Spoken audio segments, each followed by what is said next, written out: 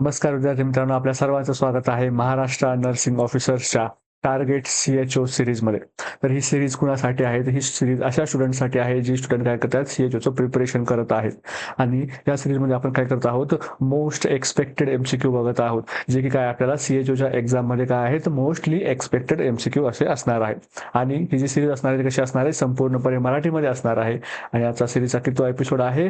33वा episode आपला आहे. ठीक आहे. तर व्हिडिओला सुरुवात करण्याच्या अगोदर या व्हिडिओला लाईक करायचं आहे, कमेंटमध्ये फीडबॅक तुमचा काय करायचा आहे नक्की द्यायचा आहे. तुम्हाला कुठल्या टॉपिकवर जर क्वेश्चन्स हवे असतील, तुम्हाला कुठला टॉपिक डिफिकल्ट जात असेल किंवा तुम्हाला काही शंका असतील तर तुम्ही कमेंटमध्ये विचारू शकताय. त्याचबरोबर तुम्ही काय करू शकताय, हा जो व्हिडिओ आहे तो तुमच्या मित्रांपर्यंत शेअर करा. चॅनलला अजून पण जर सबस्क्राईब नसेल केलं तर तुमच्या चॅनलला सबस्क्राईब नक्की करत जावा. त्याचप्रमाणे आपण यूट्यूबप्रमाणे अदर सोशल मीडिया प्लॅटफॉर्मवर पण अवेलेबल आहोत, तर तुम्ही आमच्याशी कनेक्ट होऊ शकत आहात. ठीक आहे. तर बघूया आपला पहिला क्वेश्चन जो आहे आजचा. फर्स्ट आहे, in a triage system highest priority and dead patient are respectively colour coded by. ठीक आहे. हा क्वेश्चन मी तुम्हाला काल होमवर्क दिला होता. बऱ्याच जणांनी याचं करेक्ट आन्सर जे आहे ते आपल्याला दिलेलं आहे. ठीक आहे. तर हा क्वेश्चन कशाबद्दल आहे, तर आपला ट्रायाज बद्दल आहे. ठीक आहे. अतिशय सुंदर असा टॉपिक आहे आणि खूप याच्यातून आतापर्यंत एक्झाम्समध्ये MCQ पण आलेले आहेत आणि खूप इझी टॉपिक आहे. फक्त जे आहे ते आपल्याला त्याच्यात प्रायोरिटी कशाला द्यायची हे समजलं पाहिजे. तुम्हाला डायरेक्ट अप्लाइड बेसिसवर पण याच्यामध्ये क्वेश्चन्स विचारले जातात. ठीक आहे. तुम्हाला काय जातं, एक सिच्युएशन दिली जाते एका पेशंटची, एक दोन पेशंटची तुम्हाला सिच्युएशन दिली जाते. सांगितलं जातं की फर्स्ट पेशंटला काय आहेत, हे सिम्पटम्स आहेत, सेकंड पेशंटला सो अँड सो सिम्पटम्स आहेत आणि आता तुम्हाला प्रायोरिटी द्यायची आहे की तुम्ही कुणाला फर्स्ट अटेंड कराल. ठीक आहे. तर हा कुठला टॉपिक येतो आपला, तर ट्रायाज टॉपिक मध्ये आपल्याला मग त्याला काय करायला लागतं, ट्रायाज करायला लागतं. म्हणजे काय करायला लागतं, सॉर्ट करायला लागतं अकॉर्डिंग टू सिव्हिअरिटी, किंवा तुम्ही कुणाला प्रायोरिटी देणार ट्रीटमेंटमध्ये त्याला आपल्याला काय करायला लागतं, सॉर्ट करायला लागतं. आपण काय म्हणतो, ट्रायाज असं आपण म्हणतो. ट्रायज कुठं करतो आपण, ट्रायज करतो आपण डिझास्टर मॅनेजमेंटमध्ये. ठीक आहे. जेव्हा डिझास्टर मॅनेजमेंटमध्ये करतो, फॉर एक्झाम्पल तुम्ही ॲज अ CHO एका काय करत आहात, एका PHC मध्ये किंवा सब सेंटरमध्ये तुम्ही ॲज अ CHO आहात आणि ह्या PHCच्या जवळच एका रस्त्यावर काय झालं, एका बसचा अपघात झालेला आहे. कशाचा अपघात झालेला आहे, एका बसचा अपघात झालेला आहे आणि तुम्ही तिथे ॲज अ CHO तुमची टीम तिथे घेऊन गेला. ठीक आहे. तुम्ही तिथे टीम घेऊन गेलात आणि तुम्हाला काय करायचं आहे, इथे जवळपास 22 ते 25 लोक या बसमध्ये होती आणि सगळ्यांना काय झाले, जखमी झालेले आहेत.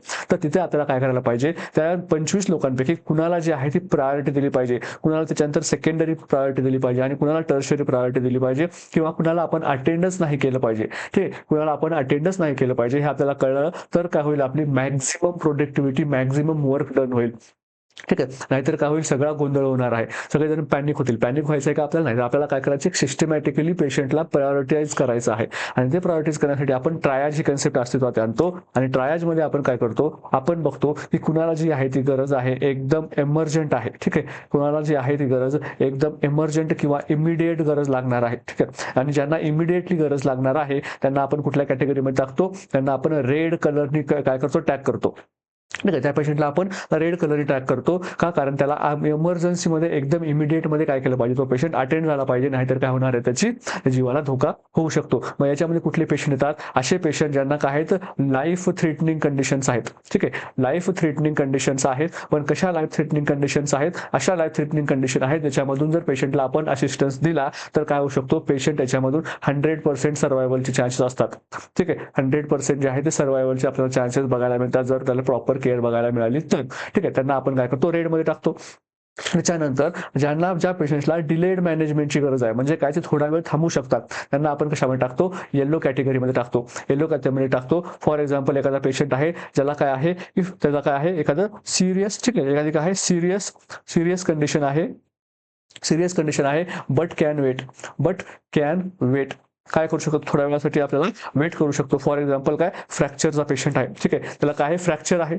ठीक आहे. फ्रॅक्चर ही कशी एक सिरियस कंडिशन आहे, पण पेशंटला जर फ्रॅक्चरच्या पेशंटला जर थोडा वेळ जर आपण अटेंड नाही केलं तर त्याची डेथ होऊ शकते का, तिथे नाही होऊ शकतो, थोडा वेळ वेट करू शकतो. आणि एमर्जन्सीमध्ये जर एखादा पेशंट फॉर एक्झाम्पल कशाचा आहे, शॉकचा आहे. ठीक आहे. पेशंट शॉकमध्ये आहे किंवा काय होतं, त्याला खूप सिव्हिअर ब्लिडिंग होत आहे, खूप सिव्हिअर ब्लिडिंग होत आहे. ठीक आहे. खूप सिव्हिअर ब्लिडिंग होत आहे, तर त्या पेशंट कसं होऊ शकतं, आपण एमर्जन्सीमध्ये मॅनेजमेंट करणार आणि फ्रॅक्चरला काय करणार, आपण सेकंडरी प्रायोरिटी देणार. त्याच्यानंतर आपण डिलेडच्या नंतर आपण बघू शकतो की जे मायनर असतात. ठीक आहे. ज्यांना काय असतात, मायनर इंजुरीज असतात, त्यांना आपण काय करतो, ग्रीन कॅटेगरीमध्ये टाकतो. ग्रीन कॅटेगरीमध्ये आपण असे पेशंट टाकतो जे पेशंटला काय असतं, खूप मायनर इंजुरीज असतात, खूप काय असतात, मायनर इंजुरी असतात. मायनर इंजुरीज असतात आणि हे जे ग्रीन कॅटेगरीमध्ये पेशंट असतात या पेशंटची आपण हेल्प घेऊ शकतो. ठीक आहे, या पेशंटला खूप मायनर इंजुरी जसं की थोडेसे मायनर कट्स किंवा मायनर काय अब्रेजन्स म्हणजे काय थोडंसं घासल्यासारखं होणं. ठीक आहे, थोडंसं घासून त्यांची सालपट वगैरे गेलं असे पेशंट काय करू शकतात, आपले जी हेल्थ केअर टीम आपण घेऊन गेलो होतो. जर तुमच्याकडे स्टाफ कमी असेल तर तुम्ही काय करू शकता, हे जी ग्रीन कॅटेगरीमधले पेशंट आहेत यांची हेल्प घेऊ शकता की जे काय करतील दुसऱ्या पेशंटला सपोर्ट करतील. फॉर एक्झाम्पल इथे एक काय आहे पेशंट आहे, याला तुम्ही सगळं काय केलं, तुम्ही त्याला इंटुबेट केलेलं आहे, पेशंट काय थोडासा अनकॉन्शियस आहे, तुम्ही त्याला इंटुबेट केलेलं आहे आणि तुम्ही काय केलं त्याला अंबू बॅग लावली आहे. ठीक आहे, या पेशंटला तुम्ही अंबू बॅग लावली. तुम्ही तिथं अंबू बॅग पंप करत बसण्यापेक्षा तुम्ही ह्या ग्रीन पेशंट मधल्या एकाला काय सांगू शकता की बाबा मी जोपर्यंत दुसरा पेशंट अटेंड करतो तू काय कर, फक्त ही अंबू बॅग जी आहे ही अशी रिदमिक कॉन्ट्रॅक्शननी पंप कर. आपण त्याला फक्त अंबू बॅग काय करायला सांगितलंय, पंप करायला सांगितलं आणि त्याला आपण तिथं ट्रेन केलं की ते एका दोन मिनिटाचं काम नाही अंबू बॅग ट्रेन करायला सांगणं एका दुसऱ्या पेशंटला किंवा नातेवाईकांना. तर आपण तर केलं तर ह्या पेशंटची जी लाईफ सेव्हिंगची जी चान्सेस आहेत, सर्वायवलचे चान्सेस आहेत हे पण वाढतील आणि तुम्ही जो दुसरा पेशंट अटेंड करायला जाणार या पेशंटचे पण काय होतील, सर्वायवलचे चान्सेस इथे वाढतील. म्हणून ग्रीनचे पेशंट आहेत त्यांची आपण हेल्प घेऊ शकतोय. त्याच्यानंतर जे आहेत आपण सर्वात लास्ट प्रायोरिटी द्यायची ती म्हणजे ब्लॅक कॅटेगरी मधले पेशंट. आणि ब्लॅक कॅटेगरीमध्ये पेशंट म्हणजे कुठले, एक तर ते डेड असतात. ठीक आहे, एक तर डेड असतात किंवा जे आहेत ते अशा कंडिशन पर्यंत पोहोचले, त्यांची सिव्हिरिटी आता या कंडिशन पर्यंत पोहोचले त्याला तुम्ही अटेंड केलं ना तरी पण ते वाचू शकणार नाहीत. ठीक आहे, ते काय झाले आहे, ते वाचू शकणार नाहीत. म्हणजेच काय, ज्यांना नो चान्स ऑफ सर्वायवल असे पेशंट ज्यांच्यामध्ये काय नाही आहेत, सर्वायवलचे चान्सेस नाही आहेत, त्याला आपण कुठे टाकतो, ब्लॅक कॅटेगरीमध्ये टाकतो. म्हणजेच आपण किती कॅटेगरी केल्या, आपण 4 कॅटेगरी केली. कुठल्या आपण सर्वात जी फर्स्ट अटेंड करायची आहे ती रेड केली, त्याच्यानंतर आपण येलो कॅटेगरी केली ज्याला आपण सेकंड प्रायोरिटी देऊ, थर्ड प्रायोरिटीला आपण ग्रीन कॅटेगरी केली आणि fourth and last priority will be our black category patient who may be dead or the chances of survival are very less in that patient. ठीक आहे, तर असे आपण काय केले, 4 क्लासिफिकेशन केले होते. तर आपल्याला या क्वेश्चन मध्ये काय विचारलंय, हायेस्ट प्रायोरिटी. तर हायेस्ट प्रायोरिटी आपली कुणाची असते, तर रेड कलरची असते. आणि त्यानंतर विचारले डेड पेशंट आपण कुठे ठेवतो, ब्लॅकमध्ये. म्हणजे आपला आन्सर काय असायला पाहिजे, रेड अँड ब्लॅक रिस्पेक्टिव्हली. मग रेड अँड ब्लॅक हा काय आपला सी ऑप्शन इथे असणार आहे, जो की करेक्ट आन्सर आहे. ठीक आहे, नेक्स्ट क्वेश्चन बघूया. A pregnant lady presented to casualty after she was scratched by a street dog while she was walking on the streets an hour ago. ठीक आहे, she has only some minor abrasions with no bleeding. What treatment should be offered to her? ठीक आहे, एक pregnant lady होती, ती काय करत होती, रस्त्याने जात होती आणि तिला काय झाला, एक कुत्रा चावलाय. तो किती, 1 तासाबरोबर. ठीक आहे, 1 hour. ठीक आहे, 1 hour ago. हा एक महत्वाचा पॉईंट आहे. दुसरा महत्वाचा पॉईंट काय आहे की ती मदर काय आहे, जी पेशंट आहे जो कसा आहे, ANC आहे आणि त्याला डॉग बाईट झालेला आहे आणि ते काय आहेत, मायनर अब्रेजन्स आहेत. काय आहेत, मायनर अब्रेजन्स आहेत. आणि महत्वाचा चौथा पॉईंट आहे म्हणजे काय, नो ब्लिडिंग. म्हणजे याच्यावरून आपल्याला असं समजतंय की काय आहे, इथे डॉग बाईटची केस आहे आणि कॅटेगरी जर आपण बघितलं तर कॅटेगरी कुठली येणार, ही कॅटेगरी 2 येणार. ठीक आहे, आपण कॅटेगरी कसं डिफाईन केलं, तर आपण याच्या मागच्या एपिसोडमध्ये पण बघितलं होतं की एखाद्या पेशंटचा जर डॉग बाईटचा असेल तर त्याला आपण काय करतो, 3 कॅटेगरीमध्ये डिवाइड करतो. फर्स्ट कॅटेगरी, सेकंड कॅटेगरी आणि थर्ड कॅटेगरी. जेव्हा आपण फर्स्ट कॅटेगरीमध्ये बघतो तेव्हा काय बघतो आपण, जर सलायवाची लिकिंग वगैरे असेल पेशंटच्या इंटॅक्ट स्किन सोबत, म्हणजे काय, सलायवाचा कॉन्टॅक्ट आहे फक्त डॉगच्या, saliva contact on intact skin कशी आहे पेशंटची, इंटॅक्ट स्किन होती. ठीक आहे, तर आपण त्याला काय म्हणू, कॅटेगरी फर्स्ट म्हणू. कॅटेगरी 2 मध्ये आपण काय बघतो, जर मायनर स्क्रॅचेस असतील तर त्या पेशंटला आपण काय करतो, कॅटेगरी 2 मध्ये करतो. कॅटेगरी 3 मध्ये कधी, जर ब्लिडिंग प्रेझेंट असेल तर किंवा मल्टिपल स्क्रॅचेस असतील तर, तर ती डॉग बाईट जो आहे तो कसा म्हणतो आपण, कॅटेगरी 3 म्हणतो. मग आपण काय बघितलं की ह्या कॅटेगरी आपण का करतो, उगाच आपल्याला काम नाही म्हणून करतो का आपण, तर नाही. ह्या कॅटेगरीनुसार आपल्या काय होतात, पुढच्या ट्रीटमेंटच्या मॉडॅलिटीज ठरत असतात. आपला ट्रीटमेंट रेजिमेंट जो आहे तो डिपेंड करतो की डॉग बाईट जी आहे ती कुठल्या कॅटेगरीची आहे. मग कॅटेगरी 1 जर असेल तर आपण काय करतो, पेशंटला सांगतो की फक्त काय करायचं, त्या ऊनला काय करायचे, वॉश करायचे. ते ऊन ऑब्व्हियसली ऊन नसणार आहे का, कारण स्किन काय ते इंटॅक्ट आहे. म्हणजे जर तुमच्या स्किनच्या लोकल ठिकाणी म्हणजे ज्या ठिकाणी प्रॉपर ठिकाणी जिथे काय झालं डॉक्टर सलावाचा कॉन्टॅक्ट आलाय तिथं काय करायचं वॉश करायचं आहे. ठीक आहे, वॉश करायचं आहे, क्लीन करायचं आहे. कशाने? तुम्ही साबणाच्या पाण्याने धुवू शकता, गरम पाण्याने धुवू शकता. ठीक आहे, जे अवेलेबल असेल ॲट प्राइम ऑफ फेशी जिथे तुमच्याकडे अवेलेबल असेल सगळ्यात अगोदर तिथे तुम्हाला धुवायचं आहे. जर कशाच काहीच अवेलेबल नसेल तर काय करायचं आहे, धावत्या पाण्याच्या खाली काय करायचं आहे, नळाच्या खाली काय करायचं, तुमचा हात धरायचा आहे किंवा जो काही तुमचा पार्ट जो आहे तो बाईट झालेला आहे तो बाईट बिटन पार्ट काय करायचं तिथे पकडायचा आहे, जेणेकरून काय होईल तिथे जर एखादे रेबीचे व्हायरस वगैरे असतील तिथे काय होतील, वॉशआउट होतील. ठीक आहे, हे वुंड वॉशिंग फर्स्ट करायचं आहे. त्याच्यानंतर कॅटेगरी 2 मध्ये काय करायचं बघा, आपल्याला वुंड वॉशिंग तर करायचंच आहे, वुंड वॉशिंग तर करायचं आहे. सोबत आपल्याला काय द्यायचं आहे, ARV द्यायचं आहे. ARV म्हणजे काय, अँटी रेबीज व्हॅक्सिन द्यायचं आहे. आणि जर कॅटेगरी 3 असेल म्हणजे काय, वुंड मोठा असेल, मल्टिपल स्क्रॅचेस असतील, ब्लिडिंग असेल तर तुम्हाला काय करायचं आहे, वुंड वॉश करायचं आहे. सर्वप्रथम हे काय आहे, फिक्स आहे तिन्हीकडे पण. ठीक आहे, त्यानंतर काय करायचं, पेशंटला ARV अँटी रेबीज व्हॅक्सिन द्यायचं आहे. त्याचबरोबर काय द्यायचं, ARS अँटी रेबीज सिरम किंवा RIG असं पण त्याला म्हणतो, रेबीज इम्युनोग्लोबिन किंवा ARS दोन्ही पण एकच आहे. ठीक आहे, तर डॉग बाईट मध्ये आपण काय बघतो, असं कॅटेगरी 1, कॅटेगरी 2 आणि कॅटेगरी 3 हे आपण मागच्याच व्हिडिओमध्ये बघितलं होतं. तर इथे ही जी केस आहे ती कशाची आहे, कॅटेगरी 2 ची आहे. आणि जर केस कॅटेगरी 2 ची असेल तर आपण काय करतो, आपण करतो वुंड वॉशिंग. ठीक आहे, वुंडला काय करायला सांगतो, वॉशिंग करायला सांगतो आणि काय करायला सांगतो, पेशंटला ARV घ्यायला सांगतो. ठीक आहे, हे झालं डॉग बाईटच्या तुमच्या केसेसमध्ये. पण इथे तुम्हाला काय सांगितलंय, जो पेशंट आहे तो काय आहे, ANC आहे, जी काय मदर काय आहे, प्रेग्नंट आहे. तर आपल्याला माहित आहे जेव्हा आपण प्रेग्नंट लेडीचं इम्युनायझेशन बद्दल बोलतो तर आपण म्हणतो की प्रेग्नंट लेडीजमध्ये कॉन्ट्राइंडिकेटेड आहेत व्हॅक्सिन्स. कुठल्या व्हॅक्सिन कॉन्ट्राइंडिकेटेड आहेत, कुठल्या व्हॅक्सिन कॉन्ट्राइंडिकेटेड आहेत, तर सर्व लाईव्ह व्हॅक्सिन्स. सर्व लाईव्ह व्हॅक्सिन्स काय म्हणतो आपण, प्रेग्नन्सीमध्ये कॉन्ट्राइंडिकेटेड आहेत. याच्यामध्ये एक एक्सेप्शन आहे येलो फिवर. कुठली व्हॅक्सिन, येलो फिवर एक अशी व्हॅक्सिन आहे जी की लाईव्ह व्हॅक्सिन आहे, पण काय करू शकतो आपण, प्रेग्नन्सीमध्ये देऊ शकतो. ठीक आहे, मग इथे आपल्याला काय सांगितलं आहे, हा जो रेबीज व्हॅक्सिन आहे. मग आपल्याला इथे एक माहित पाहिजे अजून गोष्ट की रेबीज व्हॅक्सिन जी आहे, रेबीजची जी व्हॅक्सिन आहे ज्यालाच आपण ARV म्हणतो, अँटी रेबीज व्हॅक्सिन, ही काय आहे, एक किल्ड व्हॅक्सिन आहे. ही कशी व्हॅक्सिन आहे, एक किल्ड व्हॅक्सिन आहे. आणि ज्या कारणाने ती किल्ड व्हॅक्सिन आहे त्या कारणाने आपण ती प्रेग्नन्सीमध्ये देऊ शकतो का, तर प्रेग्नन्सीमध्ये आपण देऊ शकतो का, yes yes, it can be given safely, it can be given safely.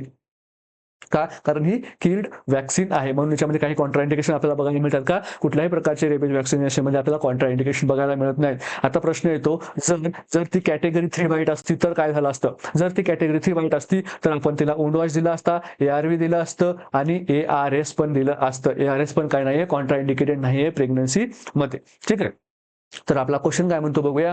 Question काय म्हणतो, कुठली ट्रीटमेंट द्यायची. फर्स्ट ऑप्शन म्हणतो no treatment as she is pregnant now, तर चुकीचं आहे एकदम. ठीक आहे, तिला कॅटेगरी 2 वाईट आहे तर तिला वॅक्सिनेशन हे दिलंच पाहिजे, कारण रेबीज हा असा आजार आहे जो की काय आहे, 100% वॅक्सिन प्रिव्हेंटेबल आहे. कसा आहे, 100% वॅक्सिन प्रिव्हेंटेबल आहे. आणि जर तो एकदा झाला तर काय आहे, 100% काय आहे त्याच्यामध्ये मॉर्टॅलिटी फिक्स आहे.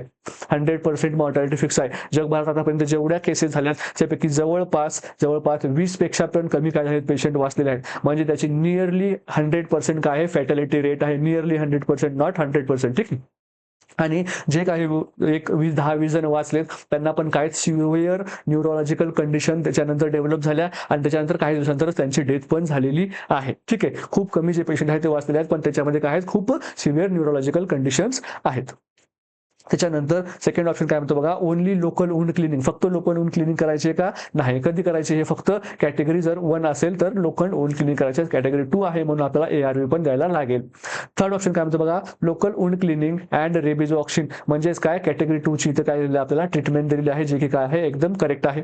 आणि थर्ड मध्ये काय दिलं बघा, local wound cleaning, rabies vaccine आणि इम्युनोग्लोबिन देण्याची गरज आहे का इथे, बिलकुल गरज नाही. का, कारण ही कॅटेगरी 2 वाईट आहे, म्हणून ऑप्शन सी काय असणार इथे आपला करेक्ट आन्सर असणार आहे. ठीक आहे, तर आपण काय काय बघितलं याच्यामध्ये रेबीचं, हा इम्पॉर्टंट क्वेश्चन आहे. ठीक आहे का, CHOच्या दृष्टीनं अतिशय इम्पॉर्टंट असा प्रश्न आहे हा तुम्हाला डायरेक्टली एक्झाममध्ये याच्याबद्दल तुम्हाला क्वेश्चन येऊ शकतात. ठीक आहे, आपण काय बघितलं की जी प्रेग्नेंट मदर होती तिच्यामध्ये सगळ्या वॅक्सिन्स काय आहेत, लाईव्ह वॅक्सिन्स काय आहेत, कॉन्ट्राइंडिकेटेड आहेत एक्सेप्ट कुठला, येलो फिवर आणि रेबीज काय किल्ड वॅक्सिन आहे, म्हणून आपण सेफली देऊ शकतो. आणि कॅटेगरी 1, 2, 3 चा कसा ट्रीटमेंट रेजिमेंट असा पाहिजे, कॅटेगरी 1 ला फक्त वुंड वॉशिंग, कॅटेगरी 2 ला वुंड वॉशिंग प्लस ARV आणि कॅटेगरी 3 ला wound washing plus ARV plus RS असं काय असायला पाहिजे, ट्रीटमेंट रेजिमेंट असायला पाहिजे. ठीक आहे, नेक्स्ट क्वेश्चन बघूया आपला काय म्हणतो. A male had vasectomy 1 month ago. Even after the procedure, his wife is now pregnant. What advice should have been given? ठीक आहे. एक मेल होता, त्याची काय केली होती आपण, वॅसेक्टॉमी केली होती. वॅसेक्टॉमी केली होती. कधी केली होती? इम्पॉर्टंट पॉईंट आहे. कधी केली होती? 1 मंथ अगो. 1 मंथ झाला होता फक्त करून. ठीक आहे. आणि आता काय झालेलं आहे, आता काय झालं, तो फॉलोअप साठी आलेला आहे त्याच्या वाईफ सोबत. ठीक आहे. तो काय झाला, त्याच्या वाईफ सोबत इथे आलेला आहे. ठीक आहे. त्याच्या वाईफ सोबत इथे आलेला आहे. आणि आता काय ठरलेलं आपल्याला दिसतंय की त्याची वाईफ जी आहे ती काय आहे, प्रेग्नंट आहे. ते प्रेग्नंट आहे. मग हा म्हणतोय की माझी तुम्ही जर वॅसेक्टॉमी केली होती म्हणजे टेक्निकली मी काय करू शकत नाही, एखाद्या बाळाला जन्म देऊ शकत नाही. म्हणजेच माझी जी वाईफ आहे ती कशी काय प्रेग्नंट राहते हे तुम्हाला विचारायला आलाय. म्हणजे तो एक तर तुमच्यावर शक घेतोय किंवा त्याच्या बायकोवर शक घेतोय. तुमच्यावर शक का घेतोय की तुम्ही वॅसेक्टॉमी बरोबर केली नसेल. ठीक आहे. ॲज अ डॉक्टर जर तुम्ही असाल, ॲज अ सीएचओ असाल, तर तुमच्या टीमने माझी वॅसेक्टॉमी आहे जी बरोबर केलेली नाही म्हणून काय झालं आहे, माझं ऑपरेशन काय झालं आहे, ज्यामध्ये फेल झालेलं आहे. या बाबतीमध्ये तो तुमच्यावर शक घेतोय किंवा तो त्याच्या बायकोवर शक घेतोय. ठीक आहे. पण इथे आपल्याला एक महत्वाची गोष्ट आहे, ती त्याला ॲडवाइस द्यायला पाहिजे होती. ती कुठली ॲडवाइस द्यायला पाहिजे होती ते आपल्याला विचारलेलं आहे. फर्स्ट ऑप्शन म्हणतो आपला यूज कोंडोम फॉर 3 मंथ्स. त्या पेशंटला काय सांगायचं, बाबा की तू 3 महिन्यापर्यंत काय कर, कोंडोम यूज कर 3 महिन्यापर्यंत. सेकंड ऑप्शन काय म्हणतो बघा, ॲब्स्टिशन्स फॉर 3 मंथ्स. म्हणजे काय, तू 3 महिन्यापर्यंत कुठलेही सेक्शुअल कॉन्टॅक्ट ठेवू नकोस. थर्ड ऑप्शन काय म्हणतो बघा, OCP for 1 month for wife. Third option म्हणतोय की वाईफला काय करा, ओरल कॉन्ट्रासेप्टिव्ह पिल्स द्या. किती महिन्यासाठी? 1 महिन्यासाठी. आणि फोर्थ ऑप्शन काय म्हणतोय, 1 मंथ हार्मोनल कॉन्ट्रासेप्टिव्ह फॉर मेनसाठी काय करा, 1 महिन्यासाठी हार्मोनल कॉन्ट्रासेप्टिव्हचा प्लॅन द्या. तर बघा काय होतं, जेव्हा आपण पेशंटमध्ये वॅसेक्टॉमी करतो, ठीक आहे, वॅसेक्टॉमी करतो तेव्हा आपण काय करत असतो, व्यास डिफरन्स जी आहे, ठीक आहे, आपली जी व्यास डिफरन्स आहे जी काय असते टेस्टिस पासून जी अशी निघालेली अशी जी आहे ही पाईपलाईन असते. आणि ह्या पाईपलाईनला आपण काय करतो, कट करतो आणि काय करतो, लायगेट करतो. इथं काय करतो, कट करून काय करतो, बांधून टाकतो.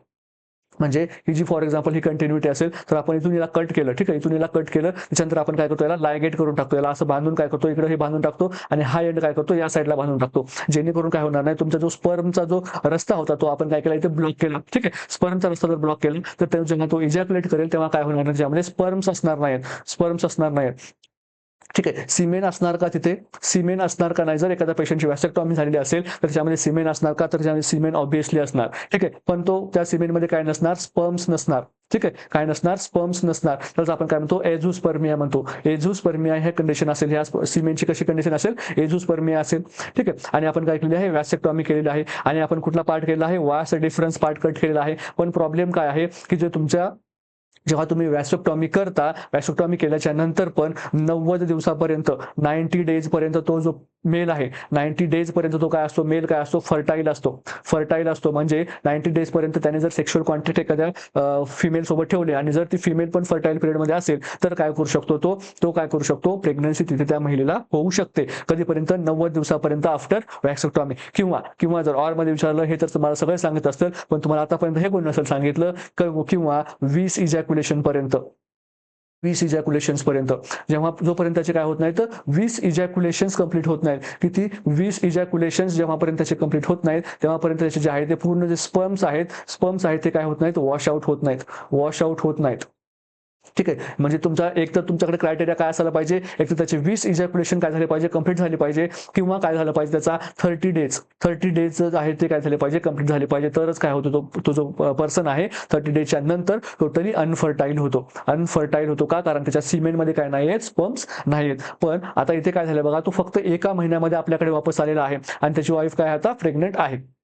ठीक आहे. तर मग आपण त्याला काय ॲडवाइस द्यायला पाहिजे होती. फर्स्ट काय म्हणतोय, यूज कोंडोम फॉर 3 मंथ्स. जर त्या पर्सनने 3 महिन्यापर्यंत जर कॉन्ट्रासेप्टिव्ह मेथड यूज केली तर काय होणार नाही, त्याची जे आहे ते पार्टनर प्रेग्नेंट राहणार नाही. म्हणून हा ऑप्शन आपल्याकडे करेक्ट आहे का, तर हो आहे. जेव्हा आपण काय करतो, एखाद्या पेशंटची वॅसेक्टॉमी करतो तेव्हा त्या पेशंटला आपल्याला काय सांगायचं असतं की 3 महिन्यापर्यंत किंवा 90 दिवसापर्यंत तू काय कर, alternative method of contraception use कर. फक्त कोंडोमच आहे का, तर नाही, तुम्ही कोंडोम सोडून दुसरी पण अल्टरनेटिव्ह मेथड यूज करू शकता. पण ते किती दिवसापर्यंत करायची आहे, तर 3 महिन्यापर्यंत करायची आहे. म्हणून जो कोंडोम आहे तो काय, मोस्ट प्रेफर्ड आहे. ठीक आहे. कोंडोम काय, मोस्ट प्रेफर्ड कॉन्ट्रासेप्टिव्ह आहे. म्हणून तुम्ही डायरेक्टली काय सांगू शकता की तुम्ही 3 महिन्यापर्यंत कोंडोम काय करा, यूज करा. सेकंड ऑप्शन काय म्हणतो बघा, ॲब्स्टिनन्स फॉर 3 मंथ्स, म्हणजे तुम्ही काय सांगताय त्या पर्सनला 3 महिन्यापर्यंत, ठीक आहे, 3 महिन्यापर्यंत काय करायचं, no sexual contact, no sexual contact. हे जो मी तुम्ही सांगितलं तरी पण हे काय आहे, प्रॅक्टिकली पॉसिबल आहे का, प्रॅक्टिकली पॉसिबल आहे का, प्रॅक्टिकली पॉसिबल नाही. हे काय नाही, प्रॅक्टिकली पॉसिबल नाही. तुम्ही जरी किती जरी सांगितला तरी हा जो भाई आहे, हा भाई 3 महिन्यापर्यंत थांबणार आहे का, हा 3 महिन्यापर्यंत बिलकुल थांबणार नाही. जस्ट बिकॉज तुम्ही सांगितलं की 3 महिन्यापर्यंत त्याला काय करायचं नाहीये, सेक्शुअल कॉन्टॅक्ट ठेवायचं नाही. जस्ट बिकॉज तुमच्या सांगण्यावरून तो ऐकणार आहे का, तर तो ऐकणार नाहीये. हे प्रॅक्टिकली पॉसिबल नाहीये, म्हणून आपण ही ऍडवाइस देणार का, तर आपण ही बिलकुल ऍडवाइस देणार नाही. का, जी ऍडवाइस आपली कोण ऐकणारच नाही, ती ऍडवाइस आपण कशाला द्यायची. ठीक आहे, आपली ऍडवाइस जे आहेत आपल्याकडे, हा जो आपल्याकडे आहे तो इझियर ऑप्शन आहे, त्यामुळे आपण हे जे आहे ते पेशंटला सांगू शकतो. थर्ड बघा काय म्हणतोय, OCP for 1 month for wife. 1 month जो आहे तो आपल्यासाठी इनफ पिरियड आहे का, तर नाही. आपल्याला किती पाहिजे, ऍटलीस्ट 3 महिन्यापर्यंत पाहिजे. मग जर आपण ओसीपी फॉर 3 मंथ जरी दिलं असतं तरी पण चाललं असतं, पण जर ऑप्शन मध्ये काय सांगितलं आपल्याला 1 मंथ सांगितलं, म्हणून हा ऑप्शन आपल्याला असणार आहे का, नाही आहे. फोर्थ ऑप्शन काय म्हणतो का, 1 month hormonal contraceptive for main. इथे पण काय आहे, 1 मंथ इनफ नाहीये, आणि hormonal contraceptive in main is not majorly practised in India. इंडियामध्ये एवढं प्रॅक्टिस आहे का, तर नाही आहे. ठीक, म्हणून याचा आन्सर काय येणार आहे, first use condom for 3 month. 3 महिन्यापर्यंत आपण त्याला कोंडोम यूज करायला सांगायचे. का, कारण तो पर्सन आहे आफ्टर वॅसेक्टॉमी ऑल्सो तो पर्सन काय करू शकतो, 90 दिवसांपर्यंत काय असू शकतो, फर्टाईल असू शकतो. म्हणजेच किती, 3 महिन्यांपर्यंत. ठीक आहे, म्हणून आपण त्याला काय करायला सांगतो, 3 महिन्यापर्यंत काय करायचा आहे, तो कोंडोम यूज करायचा आहे. ठीक आहे, नेक्स्ट क्वेश्चन बघूया. During an antenatal visits of a pregnant lady of 20 weeks the fundal height is only 16 week. ठीक आहे, and EVG done shows no amniotic fluid, which abnormality is like to seen in fetus.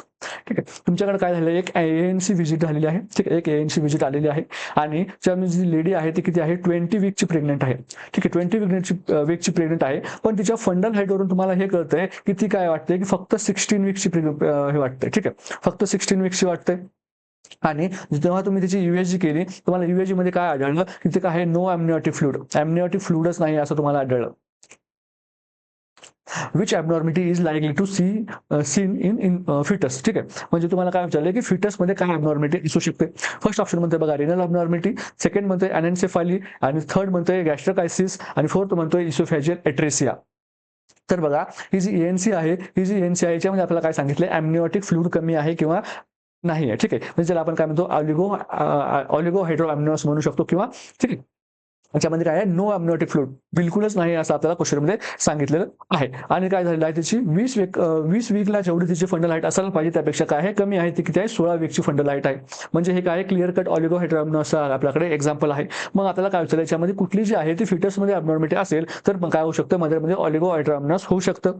तर आपल्याला माहित आहे, जे अमनिओटिक fluid असतं, अमनिओटिक fluid जे असतं ते जरी स्टार्टिंग कुठं कोण बनवतं, त्याचे स्टार्ट बनवण्याचं कोण करतं, मदर साईडने होते. ठीक आहे, स्टार्टिंग कोण करते, तर मदर करते, पण त्याचं जे लाईफ लॉंग मेंटेन आहे, लाईफ लॉंग म्हणण्यापेक्षा 9 महिन्यापर्यंत, ठीक आहे, मेंटेन कोण करतं, तर फिटस करतो. ठीक आहे, आणि इथं जे आपल्याकडे जी मदर आली आहे ती किती 20 वीक्सची आहे, म्हणजे काय झाली, ती सेकंड ट्रायमेस्टर मध्ये आहे. ठीक आहे, आणि सेकंड ट्रायमेस्टर मध्ये अमनिओटिक फ्लुइड जे आहे ती बनवण्याची टोटल रिस्पॉन्सिबिलिटी कुणाची आहे, फिटसची आहे. याच्यामध्ये मदरचा काहीही रोल नाही. मग ते फिटस बनवतो कसं, तर याचा जो फिटलचा युरिन असतो, फिटल युरिन जो आहे तो काय आहे, मेजर कंपोनंट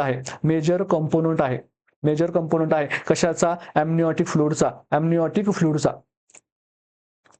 फ्लुइडचा. ठीक आहे, मग आपल्याला ऑप्शन मध्ये काय दिलं बघा, रिनल ॲबनॉर्मॅलिटीज, म्हणजे त्या बेबीच्या काय आहेत, किडनीमध्ये ॲबनॉर्मिटी असतील, त्याच्या किडनीमध्ये जर ॲबनॉर्मिटी असतील, याचा अर्थ काय, त्याचं युरिन आउटपुट काय असणार आहे, कमी असणार आहे. आणि जर त्याचं युरिन आउटपुट जर कमी झालं तर याचा अर्थ आपलं अमनिओटिक फ्लुइड पण काय होणार आहे, कमी होणार आहे. कमी होणार आहे. म्हणून हा ऑप्शन आपल्याला बरोबर वाटतं का, हो, तर हा ऑप्शन आपल्याला बरोबर वाटतोय. तर सेकंड ऑप्शन काय म्हणतो बघा, अनएन्सेफॅली म्हणजेच काय, बेबीला काय नाही, हे नाही, काय नाही, एन्सेफेलॉन म्हणजे काय, तुमचं ब्रेन. ठीक आहे, ब्रेन किंवा डोकं, याला आपण काय म्हणतो, एन्सेफेलॉन म्हणतो. ब्रेनलाच आपण काय म्हणतो, एन्सेफेलॉन म्हणतो. आणि अनएन्सेफॅली म्हणजे काय नाही, डोक्याचा भाग नाही पेशंटला. ठीक आहे, आणि जर त्याला तो नसेल, याचा अर्थ काय, त्याची ओरल कॅव्हिटी किंवा माउथ कॅव्हिटी पण नाहीये. ठीक आहे, माउथ कॅव्हिटी पण नाही. आणि फिटस काय करत असतो, जो अमनिओटिक फ्लुइड आहे, ठीक आहे, जे अमनिओटिक फ्लुइड आहे, जे की काय आहे, जे की टेक्निकली काय आहे, फिटल युरिनच आहे, ज्याला आपण काय म्हणतो, अमनिओटिक फ्लुइड म्हणतोय, तो काय करत असतो, स्वालो करत असतो. ठीक आहे, स्वालो करत असतो. आणि जर तो स्वालो नाही केला तर आपल्याला कुठली कंडिशन बघायला मिळते, इथे पॉलीहायड्रोअमनिओस कंडिशन बघायला मिळते. कुठली कंडिशन बघायला मिळते, पॉलीहायड्रोअमनिओस, म्हणजेच काय, फ्लुइड काय असणे, याच्यामध्ये जास्त असणे. त्यानंतर थर्ड ऑप्शन आहे बघा गॅस्ट्रोकायसिस. गॅस्ट्रोकायसिस जी कंडिशन अशी आहे, याच्यामध्ये काय होतं, तुमचा ऍब्डॉमिनल वॉल डिफेक्ट होतो. गॅस्ट्रोकायसिस मध्ये काय होतं बघा, काय होतं, ऍब्डॉमिनल वॉल डिफेक्ट असतो. आणि ऍब्डॉमिनल वॉल डिफेक्ट असल्यामुळं तुमचा काय होतो, ऍब्डॉमिनल काय कंटेंट, यालाच आपण काय म्हणतो, लूप्स ऑफ बॉवेल. ठीक आहे, लूप्स ऑफ बॉवेल. बॉवेलचे काय होतात, लूप्स काय होतात, प्रोट्रूड होतात. आणि ते जनरली कुठून होतात, जनरली ते कुठे होतात, राईट साइड ऑफ अम्बिलिकसच्या राईट साइडवरून काय होतात प्रोट्रूड होतात. आणि ते काय असतात, विथ कव्हरिंग असतात. ठीक आहे, विथ कव्हरिंग असतात आणि ते बाहेर येतात, त्याला आपण काय म्हणतो, गॅस्ट्रोकायसिस म्हणतो. आणि जर त्याच्यामध्ये काय असेल, कव्हरिंग नसेल, म्हणजेच काय विदाऊट कव्हरिंग असतील, ठीक आहे, विदाऊट कव्हरिंग असतील, तर आपण त्याला काय म्हणतो, ओमफॅलोसील म्हणतो. काय म्हणतो, ओमफॅलोसील असं आपण म्हणतो. ठीक आहे, कव्हरिंग असेल तर गॅस्ट्रोकायसिस म्हणायचं, कव्हरिंग नसेल तर त्याला ओमफॅलोसील म्हणायचं. हा काय एक ऍब्डॉमिनल वॉल डिफेक्ट आहे. याच्यामध्ये आणि हायड्रोमिनस किंवा एम्नॉटिक फ्लुइडचा काही संबंध आहे का, तर कुठल्याही प्रकारचा संबंध नाही. गॅस्ट्रोकायसिस काय आहे, एक ऍब्डॉमिनल वॉल डिफेक्ट आहे.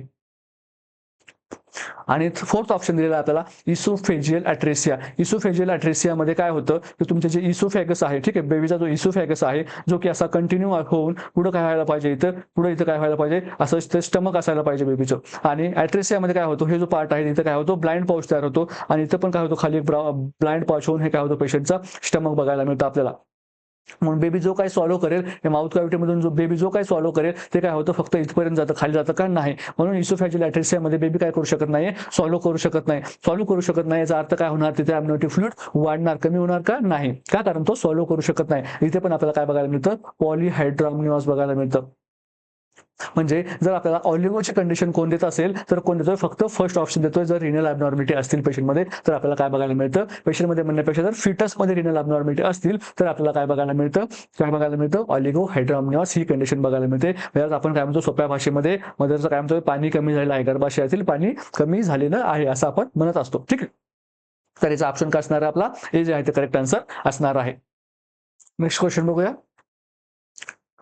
ठीक आहे, नेक्स्ट क्वेश्चन बघण्याच्या अगोदर हे जे आपल्या त्रिशूला सिरीज आहे, जी की कशी आहे, एमसीक्यूची सिरीज आहे. ठीक आहे, एमसीक्यूची सिरीज आहे, ही पण आपली सिरीज कशी असते, दररोज संध्याकाळी 7 वाजता. ठीक आहे, संध्याकाळी 7 वाजता. त्याचबरोबर जी ब्रह्मास्त्र सिरीज आहे, ही पण काय होते, संध्याकाळी 7 वाजता अल्टरनेटिव्ह डेज येत असते. म्हणजे ज्या दिवशी तुमची त्रिशूला सिरीज येते, त्या दिवशी त्याच्या नेक्स्ट दिवशी काय येते, ब्रह्मास्त्र सिरीज येते. ठीक आहे, असं अल्टरनेटिव्ह डे असते. आणि ब्रह्मास्त्र सिरीज जी आहे कशी आहे, थ्योरी प्लस एमसीक्यू आहे. आता जे आपले एपिसोड चालू आहेत, आय थिंक आता ते आपले काय चालू आहे, कार्डियक सिस्टम चालू आहे. कार्डियक सिस्टम संपल्याच्या नंतर आपण काय करणार, नेक्स्ट सिस्टमला सुरू करणार. त्याच्या अगोदर आपण कुठली रेस्पिरेटरी आणि इंट्रोग्युमेटरी सिस्टम पण संपवलेली आहे, ज्यामध्ये आपण काय केलं, पूर्ण डिटेलमध्ये एक्सप्लेनेशन दिलेलं आहे. जर या सिस्टममध्ये तुमच्या सीएचओ मध्ये जर एक क्वेश्चन आले, तर मी 100% गॅरंटी देतो की त्याच्या पोर्शनच्या बाहेर आपला एक पण क्वेश्चन जाणार नाही आहे. ठीक आहे, आपण इथे एमएसएनचा बोलतोय. ठीक आहे, त्याच्यानंतर ही जी आहे ती समुदाय आरोग्य अधिकारीचा 2023चा, म्हणजे 2023चा आपला सीएचओचा पेपर होता. त्या पेपरचं काय केलं आहे सरांनी, स्वामी सरांनी खूप चांगलं काय केलं आहे, त्याच्यामध्ये आपल्याला विश्लेषण दिलेलं आहे.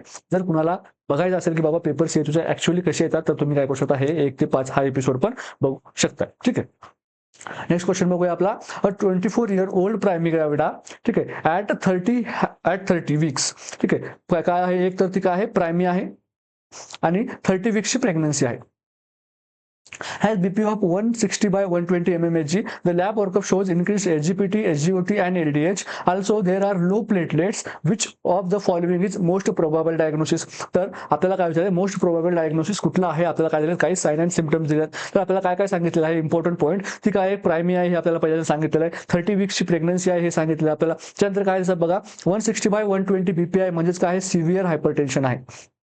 काय आहे, पेशंटला सिव्हिअर हायपरटेन्शन आहे. The lab workup shows increase SGPT आणि एसजीओटी. म्हणजे एसजीपीटी आणि एसजीओटी काय आहेत, एसजीपीटी आणि एसजीओटी काय वाढलेले आहेत. त्यानंतर एलडीएच वाढलेला आहे. ठीक आहे, एलडीएच म्हणजे काय, लॅक्टोज डिहायड्रोजिनेज, हा पण काय झालेला आहे, वाढलेला आहे. And there are low platelets, आणि काय झाले आहेत, लो प्लेटलेट्स आहेत. नेक्स्ट कसे आहेत, लो आहेत. आणि which of the following is a most probable diagnosis आपल्याला विचारलं आहे. आपल्याला ऑप्शन दिले आहेत, acute fatty liver of pregnancy, health syndrome, आणि बी दिलेला आहे, सी दिलेला आहे हेपेटायटिस बी, आणि 4 दिलेला आहे कोलेस्टासिस ऑफ प्रेग्नन्सी. तर असं याच्यावरून आपल्याला असं कळतंय की काय आहे, की एक जी मदर आहे ती कशी आहे, 30 वीकची आहे आणि तिला आता काय झालेलं आहे, आपल्याला हे सगळे सिम्पटम्स बघायला मिळत आहेत. मग याच्यामध्ये काय असू शकतंय, जे आपल्याला सिव्हिअर हायपरटेन्शन दिलेलं आहे. मग सिव्हिअर हायपरटेन्शन कशामध्ये असतं, एक तर पीआयएच मध्ये असू शकतं, म्हणजे प्रेग्नन्सी इंड्यूस्ड हायपरटेन्शन, किंवा काय असू शकतं, प्री एक्लाम्शिया असू शकतं, किंवा एक्लाम्शिया असू शकतं. ठीक आहे. मग पीआयएच मध्ये काय असतं आपल्याला बघायला मिळतं की सिव्हिअर हायपरटेन्शन मिळतं. त्याच्यानंतर काय बघायला मिळतं आपल्याला, जे पेडल इडेमा आहे तो आपल्याला बघायला मिळतो. आणि त्याच्यानंतर आपल्याला काय बघायला मिळतं, जे अल्ब्युमिन्स आहेत ते काय बघायला मिळतं, लो बघायला मिळतं. प्रोटीन्युरिया आपल्याला पेशंटमध्ये बघायला मिळतो पीआयएच मध्ये. त्याचबरोबर प्री एक्लाम्शिया जे आहे, प्री एक्लाम्शियामध्ये पण आपल्याला हे सगळं जे आहे ते बघायला मिळतं. आणि एक्लाम्शियामध्ये आपल्याला प्री एक्लाम्शिया प्लस काय बघायला मिळतं, सीझर्स बघायला मिळतात. ठीक आहे, सीझर्स बघायला मिळतात. आणि जर तिथे सीझर्स असतील तर आपण त्याला काय म्हणतो, एक्लाम्शिया म्हणतो. पण आपल्याला याच्यामध्ये कुठल्याही प्रकारचं सीझर्स दिलेलं आहे का क्वेश्चनमध्ये, तर नाही. म्हणजे इथे एक्लाम्शियाचं कंडिशन बिलकुल नाही. तर आपल्याला ऑप्शनमध्ये आता याच्यापैकी बघा काय कुठलं दिलं, याच्यामध्ये ऑप्शनमध्ये आपल्याला एक पण दिलेलं नाही. पण याच्यामध्ये बघा पीआयएच मध्ये मी काय सांगितलं तुम्हाला, फक्त काय असतं, बीपी वाढलेला असतो. फक्त बीपी वाढलेला असतो, बाकी कुठल्याही याच्यामध्ये काही नसतं. आणि जर तुम्ही प्री एक्लाम्शियामध्ये बघितला तर काय असतं, बीपी तर वाढलेला असतो, त्याबरोबरच काय असतं, मदरला प्रोटीन युरिया असतो. ठीक आहे, म्हणजे काय असतं, प्रोटीन येतं तिच्या युरिन मधून. आणि काय असतो, पिडल इडेमा असतो. पिडल इडेमा असतो. हे सगळं आपल्याला कशामध्ये बघायला मिळतं, प्री एक्लाम्शियामध्ये बघायला मिळतं. आणि pre eclampsia is usually associated with HELLP syndrome. कुठला सिंड्रोम, हेल्प सिंड्रोम. तर हेल्प सिंड्रोम मध्ये काय होतं, H for hemolysis. H for hemolysis. Hemolysis म्हणजे इथं आपल्याला काय सांगितलंय क्वेश्चनमध्ये, एलडीएच वाढलेला आहे. एलडीएच वाढलेला आहे. एलडीएच म्हणजेच काय, एलडीएच म्हणजेच लॅक्टोड डिहायड्रोजिनेज. एलडीएच म्हणजेच काय, लॅक्टेट डिहायड्रोजिनेज. डिहायड्रोजिनेज. लॅक्टोडिहायड्रोजिनेज हा एक एन्झाईम आहे जो की कधी सिक्रेट होतो, जेव्हा कुठल्याही तुमच्या बॉडीमध्ये टिश्यू ब्रेकडाऊन होत असेल किंवा सेल ब्रेकडाऊन होत असेल तर काय होतं, हा जो आहे तो सिक्रेट होतो. म्हणजे हिमोलायसिस झालेला आहे म्हणजे काय झालं, तुमच्या ब्लड सेलचं काय झालं, लायसिस झालेलं आहे, डॅमेज झालेला आहे किंवा ब्रेकडाऊन झालेला आहे. इथे एलडीएस काय झालेला आहे, सिक्रेट झाल्याचा अर्थ काय झाला, इथे हिमोलायसिस झालेलं आहे. त्यानंतर ई फॉर काय आहे बघा, ई फॉर आहे एलिव्हेटेड एन्झाईम्स. एलिव्हेटेड कुठले enzymes, liver enzymes. Elevated liver enzymes. Liver enzyme. मग आपल्याला क्वेश्चनमध्ये काय दिलं आहे, त्या पेशंटचा एसजीपीटी आणि काय झालेला आहे, एसजीओटी दोन्ही पण काय झालेत, वाढलेले आहेत. हे काय आहेत, लिव्हर एन्झाईम्स आहेत. ठीक आहे, HEL आणि पी. एल पी म्हणजे काय, लो प्लेटलेट्स. Low platelets. हे काय बघा आपलं, HEL आणि पी, लो प्लेटलेट्स. मग आपल्याला काय सांगितलंय पेशंटमध्ये, इथे काय आहे, लो प्लेटलेट काउंट आहे. म्हणजे काय, थ्रोम्बोसायटोपेनिया. तर हे कशाचे सिम्पटम्स आहेत, हेल्प सिंड्रोमचे सिम्पटम्स आहेत. म्हणून आपल्याला बी ऑप्शन काय वाटतो, थोडासा करेक्ट वाटतोय.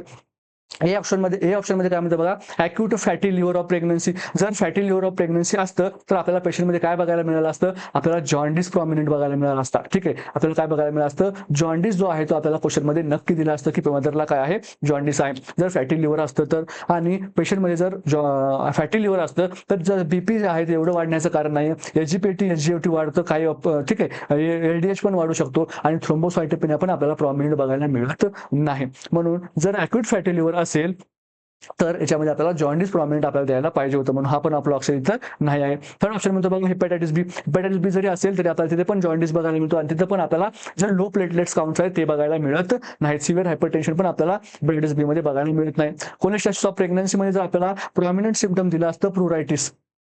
ठीक आहे, आणि आपल्याला कुठेही क्वेश्चनमध्ये आपल्याला प्रुरायटिस काय केलेलं आहे, त्यांनी उल्लेख केला आहे का, तर बिलकुल उल्लेख केला नाही. जर कोलेस्ट्रासिस असतं तर तिथे आपल्याला प्रुरायटिस जर नक्की दिलेलं असतं. कोलेस्ट्रासिसमध्ये पण सिव्हिअर हायपरटेन्शन असण्याचं काही कारण नाही, थ्रोम्बोसायटोपेनिया असण्याचं काही कारण नाही. तर ही जी केस आहे ती कशाची आहे, क्लिअर कट हेल्प सिंड्रोमची आहे, जो की कशाशी असोसिएटेड असतो, एक्लाम्शिया सोबत असोसिएटेड असतो. ठीक आहे. आणि आपल्याला ड्रग ऑफ चॉईस जी आहे ती एक्लाम्शियाची विचारू शकतात. सॉरी, प्री एक्लाम्शिया आणि eclampsia. Pre eclampsia, drug of choice of pre eclampsia and eclampsia. काय करायचे मला तुम्ही कमेंटमध्ये सांगायचे आहे, मी आता सांगणार नाही. ठीक आहे, आपल्याला मी ऑलरेडी सांगितलेलं आहे. Drug of choice of pre eclampsia आणि एक्लाम्शिया सांगायचं आहे. आणि त्या ड्रगच्या टॉक्झिसिटी, त्या ड्रगची एक टॉक्झिसिटी होते आणि त्या टॉक्झिसिटीमध्ये येणारा फर्स्ट सिम्पटम्स पण सांगायचं आहे. टॉक्झिसिटीमध्ये सर्वात पहिला सिम्पटम्स किंवा साईन आपल्याला कुठला बघायला मिळतो हे पण काय करायचं आहे, सांगायचं आहे. दोन जे आहे त्याच्यामध्ये मला कमेंटमध्ये तुम्ही सांगायचे आहेत. ठीक आहे. नेक्स्ट क्वेश्चन बघूया. A woman with prosthetic valve and on warfarin treatment for anticoagulant is now planning a pregnancy. ठीक आहे, what is advice to given to her in regard to the anticoagulant management. एक woman आहे, तिला काय आहे, prosthetic wall आहे. काय आहे, प्रोस्थेटिक वॉल आहे. ठीक आहे, आणि ती कशावर आहे, वॉरफॉरिन ट्रीटमेंटवर आहे. आणि ती आता कशावर आहे, वॉरफॉरिन ट्रीटमेंटवर आहे. वॉरफारिन काय आहे? एक अँटीकोॲग्युलंट आहे. For anticoagulant is now planning for pregnancy. आणि आता त्या वुमनला काय वाटतं आहे की मी काय करायला पाहिजे? प्रेग्नन्सीसाठी प्लॅन करायला पाहिजे. What is the advice to her in regard to anticoagulation? आता आपण तिला काय सांगायला पाहिजे जेणेकरून काय होईल तिचं अँटीकोॲग्युलेशन बद्दल, तिच्या अँटीकोॲग्युलेशन बद्दल तिला आता आपण काय सांगायला पाहिजे? फर्स्ट ऑप्शन म्हणतोय डिस्कंटिन्यू वॉरफारिन. काय करा तुम्ही? वॉरफारिन जे आहे ते बंद करून टाका. सेकंड ऑप्शन म्हणते रिप्लेस वॉरफारिन विथ हिपॅरिन. वॉरफारिन जे चालू आहे त्याला काय करा तुम्ही आता वॉरफारिन ऐवजी दुसरा अँटीकोॲग्युलंट घ्या, ज्याला की आपण काय म्हणतो? हिपॅरिन असं आपण म्हणतो, तो घ्या. थर्ड ऑप्शन म्हणतोय काहीही चेंज करू नका. आणि फोर्थ ऑप्शन काय म्हणतोय? व्हिटॅमिन के काय करा? ऍड करा. का? कारण व्हिटॅमिन के काय आहे? वॉरफारिनचा अँटीडोट आहे. तर याच्यानंतर आपण असं बघतो की जर एखादी मदर काय असेल किंवा एखादी वुमन काय असेल, प्रेग्नेंट असेल आणि जर तिच्यामध्ये वॉरफारिन असेल, वॉरफारिन जर त्या मदरला स्टार्ट असेल तर ते वॉरफारिन काय आहे? हा कसा आहे? टेरॅटोजेनिक आहे. टेरॅटोजेनिक आहे. टेरॅटोजेनिक याचा अर्थ असा, असे ड्रग्स जे काय असतात मदरसाठी जे दिले जातात आणि त्याचा इफेक्ट काय होतो? इफेक्ट होतो त्याचा फिटसवर. आणि तो इफेक्ट कसा होतो? बॅड इफेक्ट होतो. जर बॅड इफेक्ट होत असेल फिटसवर मदरने घेतलेल्या ड्रग्सचा, तर त्या ड्रग्सला आपण काय म्हणतो? टेरॅटोजेनिक ड्रग म्हणतो. आणि वॉरफारिन काय आहे? टेरॅटोजेनिक आहे. त्याच्यामुळे फिटस मध्ये काय होतं? फिटल वॉरफॅरिन सिंड्रोम होतो. काय होतो? फिटल वॉरफॅरिन सिंड्रोम होतो. म्हणून आपण काय करतो? वॉरफारिन काय म्हणतो आपण? कॉन्ट्रा इंडिकेटेड आहे इन प्रेग्नन्सी. इन प्रेग्नन्सीमध्ये कॉन्ट्रा इंडिकेटेड आहे असं आपण म्हणतो. मग ही जी बाई होती, ती ह्युमन होती, आपल्याकडे आली होती, तिने काय केले? आता प्रेग्नन्सी प्लॅन करायचं ठरवत आहे. अजून प्रेग्नन्सी प्लॅन केली आहे का? नाही. ठीक आहे. आणि तिला काय चालू आहे? वॉरफारिन चालू आहे. का वॉरफारिन चालू आहे? कारण तिने काय केलेलं आहे? प्रोस्थेटिक वॉल बसवलेला आहे. ठीक आहे. आपण ब्रह्मास्त्र सिरीजमध्ये आपण सांगितलेलं आहे वॉल्व्युलर डिसीजेस बद्दल. कार्डियक सिस्टीममध्ये वॉल्व्युलर डिसीज मध्ये आपण सांगितलेलं आहे की प्रोस्थेटिक वॉल जेव्हा आपण बसवतो तर ती काय असू शकते? एक तर ती कशी असू शकते? मेकॅनिकल वॉल असू शकते. ठीक आहे. एक तर ती वॉल जी आहे ती कशी असू शकते? मेकॅनिकल असू शकते किंवा बायोलॉजिकल असू शकते. बायोलॉजिकल म्हणजे काय? जी आहे ती लिव्हिंग ऑर्गॅनिझम पासून घेतलेली असू शकते. मेकॅनिकल म्हणजे काय? आर्टिफिशियल असते. ठीक आहे. आर्टिफिशियल असते. आणि जर ती वॉल आर्टिफिशियल असेल तर तुम्हाला लाईफ लॉंग अँटीकोॲग्युलंट घ्यावी लागतात. आणि जर बायोलॉजिकल असेल त्याचे पण दोन टाईप पडतात. एक आहे ॲलोग्राफ्ट आणि दुसरा आहे झेनोग्राफ्ट. ठीक आहे. ॲलोग्राफ्ट म्हणजे काय? जर ती जी वॉल आहे, ठीक आहे, ती जर ती वॉल आहे ती कशापासून घेतलेली असेल? ॲनिमल ओरिजिन म्हणजे कुणापासून? म्हणजे ह्युमन पासून घेतली असेल तर, आणि ती काय काऊ किंवा पिग पासून घेतली असेल. ठीक आहे. ह्युमन पासून घेतली असेल तर तिचे कुणापासून घेतो आपण? जे डेड पर्सन आहे. ठीक आहे. डेड पर्सन म्हणजे वॉलचा जो डोनर असतो तो कसा असतो? ऑलवेज कॅडावर असतो. कॅडावर म्हणजे काय? Dead person. आपण जिवंत माणसापासून वॉल घेऊ शकतो का? तर ऑब्व्हियसली आपण जिवंत माणसापासून वॉल घेऊ शकत नाही. आणि काऊ किंवा पिग यांचे जर आपण टिश्यू घेत असेल, जर काऊ पासून घेत असेल त्याला आपण काय म्हणतो? बोवाईन असे म्हणतो. कुठली वॉल म्हणतो? बोवाईन म्हणतो. आणि जर पिग पासून घेतला असेल तर आपण त्याला काय म्हणतो? प्रोकाइन वॉल असं पण म्हणतो. ठीक आहे. तर हे वॉल्व्युलर डिसीज मी तिथे तुम्हाला वॉल्व्युलर डिसीज मध्ये मी सगळं काही एक्सप्लेन केलं आहे. तुम्ही ब्रह्मास्त्र सिरीजमध्ये जाऊन बघू शकता. तर इथे फक्त एवढं लक्षात ठेवा की ती काय आहे? मदर वॉरफारिन थेरपीवर आहे. का? कारण तर तिला मेकॅनिकल वॉल आहे, प्रोस्थेटिक वॉल आहे तिथे आपण बसवलेली आहे. आणि आता आपण त्या मदरला काय सांगायला पाहिजे? का? कारण ती काय करत आहे? प्रेग्नन्सी काय करत आहे? प्लॅन करत आहे. आणि आपण तिला वॉरफारिन देऊ शकत नाही. का देऊ शकत नाही? तर वॉरफारिन टेरॅटोजेनिक आहे. मग तिला आपण फर्स्ट ऑप्शन काय म्हणतो? डिस्कंटिन्यू वॉरफारिन. जर बाबा तिने डायरेक्ट डिस्कंटिन्यू वॉरफारिन केलं तर त्या प्रोस्थेटिक वॉलमुळे काय होईल? एक थ्रोम्बस येईल आणि तो तिथे कुठेतरी अडकेल आणि या पेशंटला सीव्हिअर होऊ शकतो. या पेशंटची डेथ होऊ शकतो. जर तो पल्मनरी मध्ये गेला, कार्डियक मध्ये गेला तर त्याची डेथ होऊ शकतो. पल्मनरी मध्ये गेला डेथ होऊ शकतो. ब्रेन मध्ये अडकला तर सीव्हिअर होऊ शकतं. ठीक आहे. मग डिस्कंटिन्यू करू शकतो काय आपण? असं डायरेक्टली अजिबात करू शकत नाही. थर्ड ऑप्शन काय म्हणतो बघा? No change in treatment. ट्रीटमेंटमध्ये काही चेंज करू नका. जशी वॉरफारिन चालू आहे तशी वॉरफारिन चालू ठेवा. पण आपल्याला माहित आहे की वॉरफारिन काय आहे? टेरॅटोजेनिक आहे. आपण असा चालू ठेवू शकत नाही. का? कारण जर चालू ठेवला तर फिटल वॉरफारिन सिंड्रोम तिथे होऊ शकतो. नो चेंज इन ट्रीटमेंट हा पण ऑप्शन आपल्याला आवडत नाहीये. व्हिटॅमिन के इज ऍडेड म्हणजे आपल्याला माहित आहे की बाबा वॉरफारिनचा काय आहे? अँटीडोट व्हिटॅमिन के आहे. व्हिटॅमिन के आहे. म्हणून आपण काय करतो? व्हिटॅमिन के जर ऍड केला तर जो फिटल आहे त्याला जर फिटल वॉरफारिन सिंड्रोम जर फिटसला झाला आणि जर आपण त्याच्यामध्ये व्हिटॅमिन के ऍड केलं तर हा वॉरफारिन सिंड्रोम जो आहे तो रिव्हर्स होतो. हे आपल्याला वाटू शकतं. पण असं आहे का? तर असं बिलकुल नाही आहे. जो व्हिटॅमिन के आहे तो नो डाऊट काय आहे? वॉरफारिनचा अँटीडोट आहे. पण व्हिटॅमिन के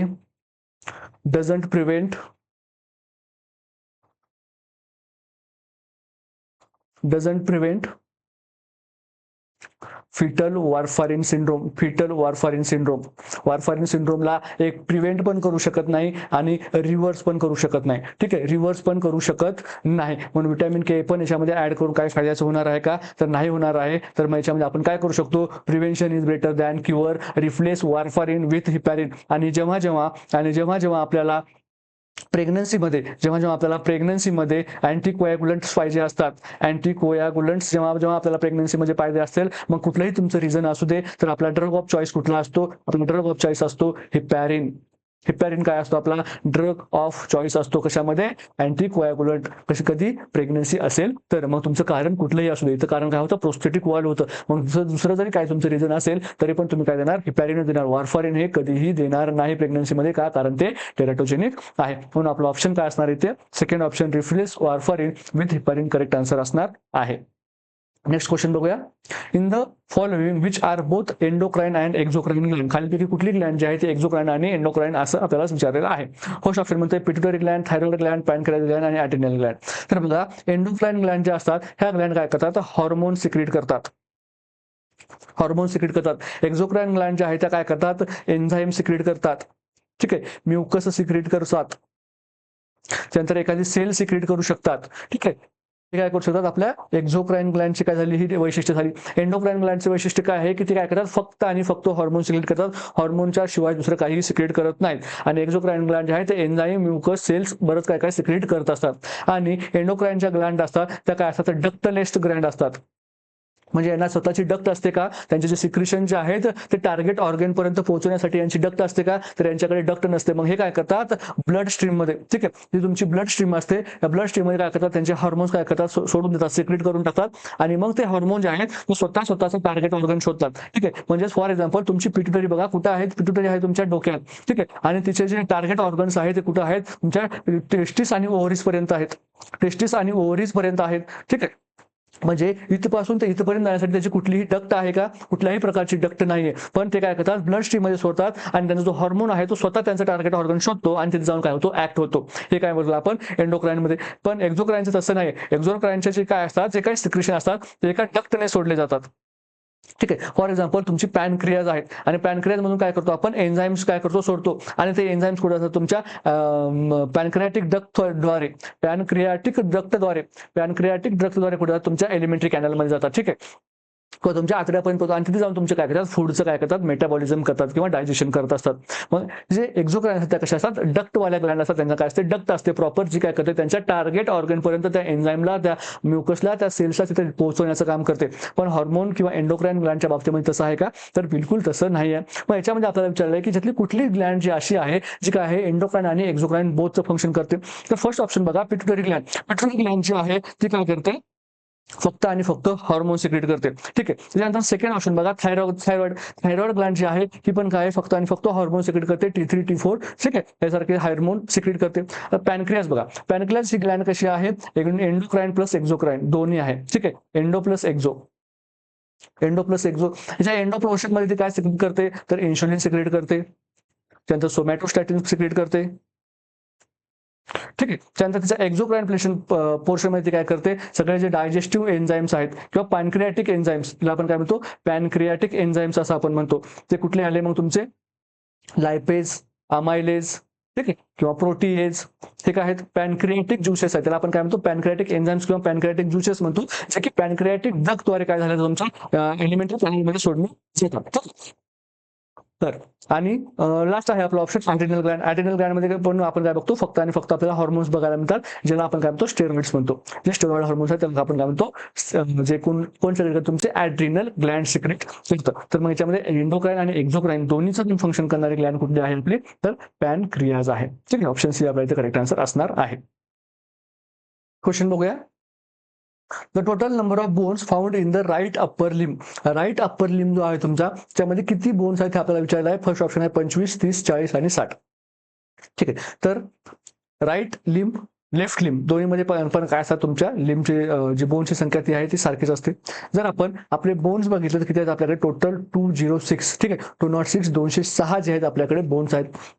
ह्या बोन्सचं जर आपण बायफर्गेशन जर करायचं झालं तर 2 मिनिटांमध्ये जर आपण फक्त जर याला रिवाइज करायला गेलं, ठीक आहे, जास्त आपण काय करायचं नाही, खोलात जायचं नाही, पण जर एक ब्रॉड कन्सेप्ट जर तुम्हाला 2 मिनिटांमध्ये जर तुम्हाला बघायचं झालं तर कसं असतं बघा, आपल्याकडे 206 बोन असतात. त्याच्यापैकी जर आपण ऍक्झियल बोन्स बघितले, ठीक आहे, ऍक्झियल किती असतात, 80 असतात. आणि त्याच्यानंतर जे अपेंडिकुलर असतात, अपेंडिकुलर जे असतात ते किती बघायला मिळतात आपल्याला, 126 बघायला मिळतात. ऍक्झियल बोन म्हणजे कुठलं, जे तुमच्या शरीराचा बॉडीचा सेंटरचा पार्ट आहे, जो ऍक्सिस आहे, ठीक आहे, त्याला आपण काय म्हणतो, ऍक्झियल बोन्स म्हणतो. आणि अपेंडिकुलर म्हणजे कुठले, तुमच्या हाताचे पायाचे, म्हणजे तुमचा जो ऍक्झियल पार्ट आहे तो सोडून म्हणजे हाताचे आणि पायाचे साईडचे जे बोन्स आहेत त्याला काय म्हणतो आपण, अपेंडिक्स किंवा अपेंडिकुलर बोन्स असं आपण म्हणतो. त्याला आपण लिंब बोन असं आपण म्हणतो. ते किती आहे तुमच्याकडे, 126 आहेत.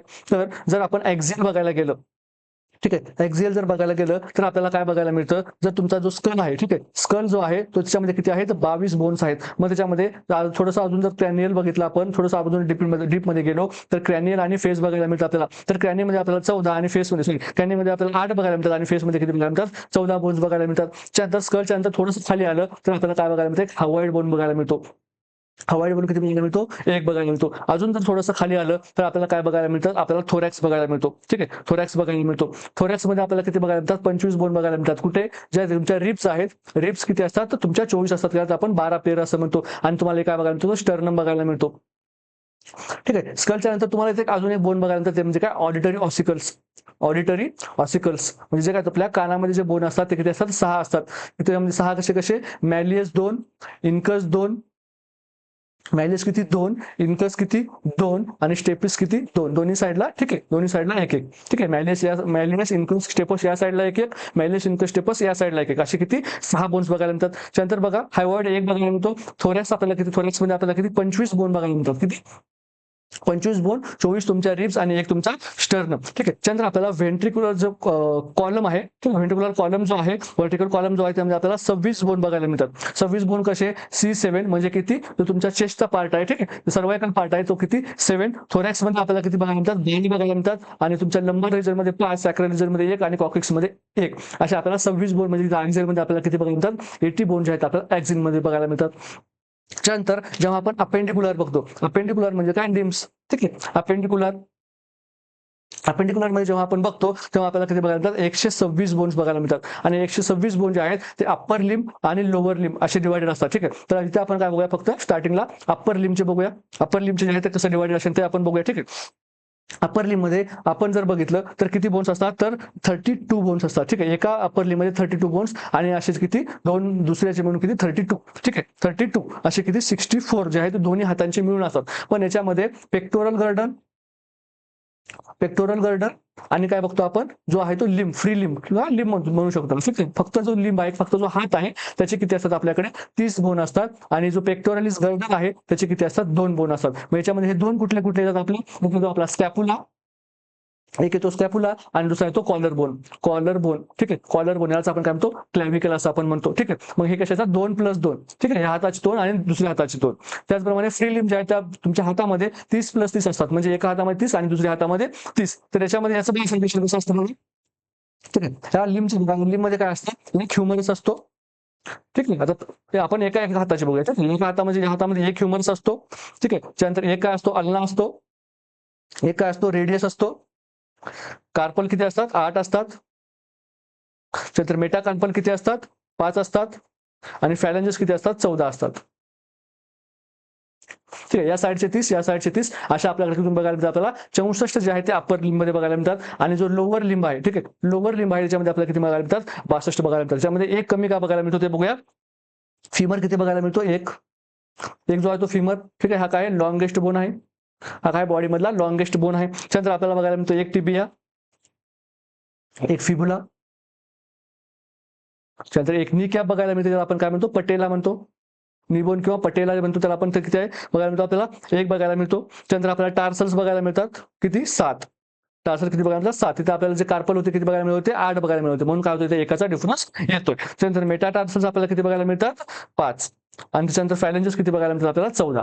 ठीक आहे, हे आपलं पूर्ण जे आहे ते स्केलेटलचं पूर्ण रिव्हिजन झालेलं आहे. जर कुणाचं आतापर्यंत जर विसरलं असेल तर तुम्ही करू शकता, क्विकली रिवाइज करू शकता. तर आपल्याला काय विचारले, राईट अप्पर लिंब मध्ये विचारले. जर इथे ऑप्शन मध्ये जर 32 दिलं असतं, ठीक आहे, इथे जर आपण ऑप्शन 32 दिलं असतं तर आपल्याला प्रायोरिटी कशाला द्यायची, 32 ला द्यायची होती. का, कारण तो राईट अप्पर लिंब जो आहे त्याच्यामध्ये 32 मध्ये आपण पेक्टोरल गर्डल जे आहे ती पण काउंट करत असतो. पण ऑप्शन मध्ये कुठे दिलेलं आहे का नाही, म्हणून आपला ऑप्शन जो आहे तो बी इथे करेक्ट आन्सर असणार आहे. आणि जर तुम्हाला क्वेश्चनमध्ये फक्त फ्री लिंब असं जर असेल, फ्री जर हा वर्ड असेल तर तुम्हाला फक्त 30लाच करेक्ट करायचं आहे. ठीक आहे, जर तिथे 32 ऑप्शन असेल तरी पण.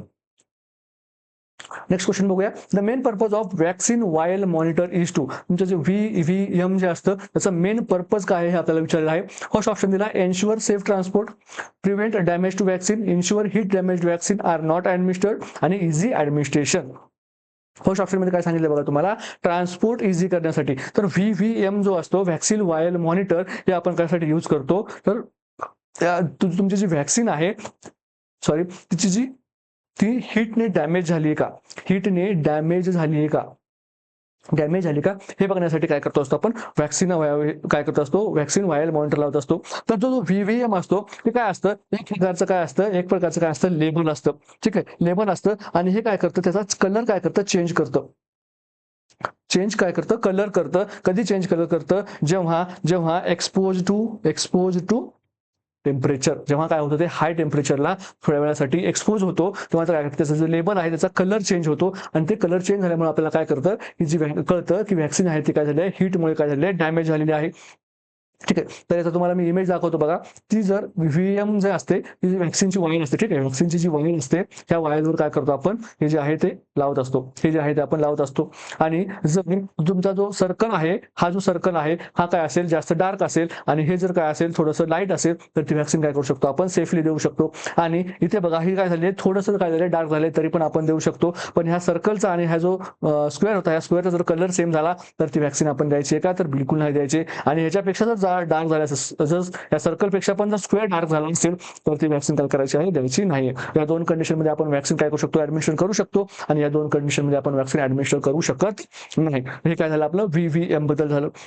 तर व्हीएम काय म्हटलं आपण, हिटमुळे व्हॅक्सिन डॅमेज झाली का, फक्त एवढंच सांगतं आपल्याला. मग ऑप्शन ए मध्ये काय सांगितलं बघा आपल्याला, एन्श्युअर सेफ ट्रान्सपोर्ट, म्हणजे व्हीव्हीएम आहे याचा अर्थ ट्रान्सपोर्टेशन सेफ झालेलं आहे असं आहे का, तर नाही. याचा अर्थ फक्त की कोल्ड चेन मेंटेन झालेली आहे. मग सेफ ट्रान्सपोर्टसाठी आपण यूज करू शकतो काय, जर नाही, म्हणजे सेफ ट्रान्सपोर्टसाठी मग आपण काय यूज करतो, थर्मोकॉल्स वगैरे लावतो. म्हणजे काय, व्हॅक्सिन डॅमेज होणार नाही, फुटणार नाही. त्याच्यामध्ये फिजिकल डॅमेज आपल्याला दाखवतं का, बिलकुल दाखवत नाही. ट्रान्सपोर्ट होताना फिजिकल डॅमेज होऊ शकतो, व्हॅक्सिन आदळापट होऊ शकते.